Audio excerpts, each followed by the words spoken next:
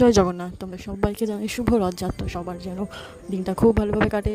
দিন আগেই এসেছিলো, তো আমি ভেবেছিলাম রথের দিনে একটা আনবক্সিং করবো, তাই রেখে দিয়েছিলাম ফ্রিজে। তো দেখো এখানে জগন্নাথ ধাম দীঘা লেখা আছে।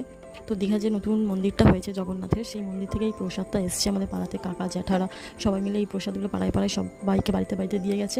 তো এখানে লেখা আছে জগন্নাথ ধাম, আর এখানে লেখা আছে জগন্নাথ ধামের মহাপ্রসাদ। তো দুপাশে লেখা আছে, আর এগুলো সেলোটেপ দিয়ে দুপাশে আটকানো আছে, খুলতেই পারছিলাম না। তো আনবক্সিং করবো বলে অনেকদিন আগেই এসেছিলো। তো কাদের কাদের পাড়াতে এরকম দিয়ে গেছে আমাকে কিন্তু অবশ্যই কমেন্ট করে জানিও। আশা করি সব জায়গাতেই দিয়েছে। জগতের দেব মহাদেব, তেমনই জগতের না জগন্নাথ, তাই না? জয় জগন্নাথ।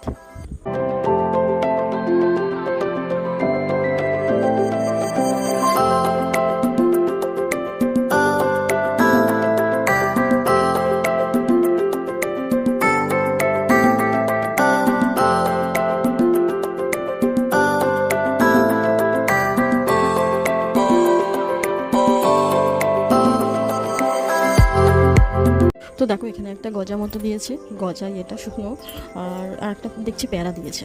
তো প্লাস্টিকের মধ্যেই প্যাকিং করা দিয়েছে যাতে নষ্ট না হয়ে যায়, ভালো থাকে। আর এখানে দেখো জগন্নাথ ধামের পুরো মন্দিরের ফটোটা দিয়েছে, আর ঠাকুরের ফটোটা দিয়েছে। ভালোই লাগছে, খুব মন্দিরটা সুন্দর করেছে শুনলাম বড় দেখে। তো আজ রথের দড়ি টানো সবাই, রথযাত্রা সবাইকে জানাই শুভ রথযাত্রা। আর আমি তো তেলে ভাজা পাঁপড় ভাজা খাবোই অবশ্যই, আর তোমরাও কিন্তু আজকে পাঁপড় ভাজা তেলে ভাজা খেতে একদমই ভুলো না। জানো রথের দিন পাঁপড় বাঙালিদের জন্য। আর এই মহাপ্রসাদ কাদের কাদের বাড়িতে পৌঁছে গেছে অবশ্যই কিন্তু কমেন্ট করে জানিও। আর জগন্নাথ যেন সবার ভালো করে, সবার মঙ্গল করে। তো সবাই মিলে বলো জয় জগন্নাথ।